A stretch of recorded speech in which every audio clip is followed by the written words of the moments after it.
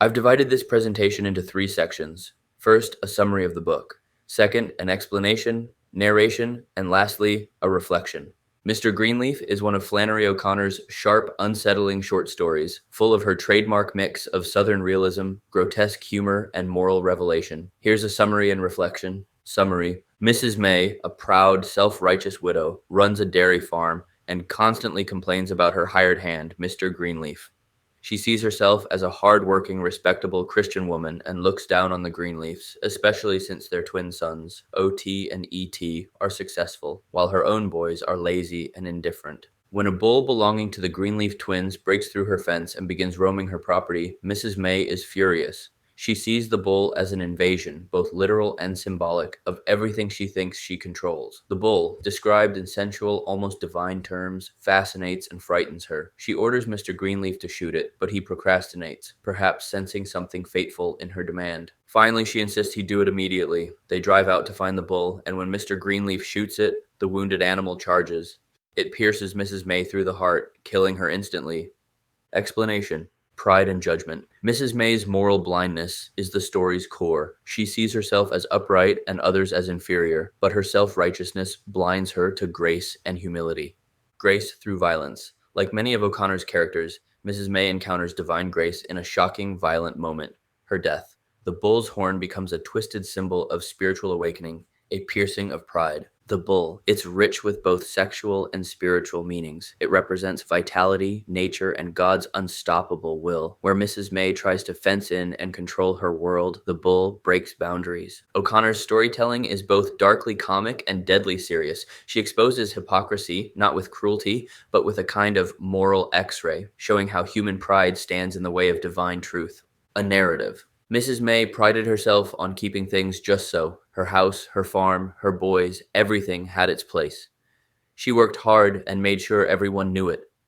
What she couldn't stand was that her hired man, Mr. Greenleaf, never seemed to share her sense of urgency. He did his work slowly and steadily, like a man who wasn't worried about the end of the world coming tomorrow. Now, Mr. Greenleaf's two sons were a sore spot. Twin boys, soldiers once, now prosperous farmers with new cars and French wives.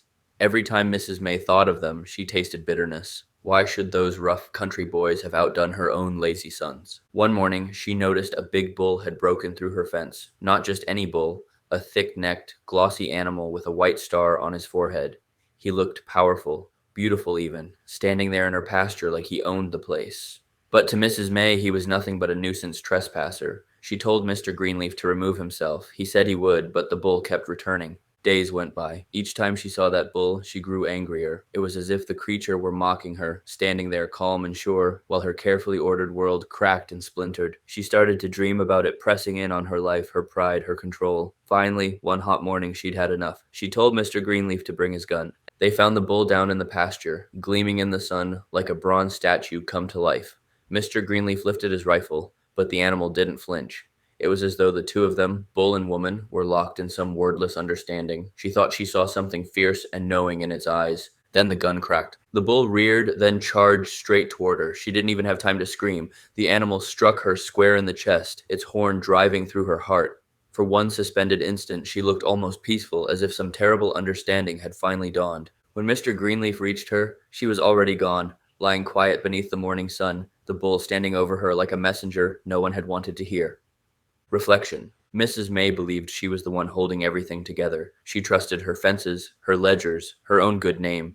But grace doesn't come through the tidy paths we build. It breaks through the wall. It arrives like that bull, uninvited and unstoppable, tearing through the small enclosures of pride we mistake for order. O'Connor would say that Mrs. May's death wasn't punishment. It was revelation. The horn that pierced her heart wasn't just an end, it was an opening. For the first time in her life, she met something greater than herself, something she couldn't boss, fix, or fence out. That's the strange, hard mercy running through O'Connor's stories. Before the soul can wake, something in it has to die. Pride has to be punctured. Grace is never soft in her world. It comes with shock and blood and glory, because only then does the proud heart finally see the face of God.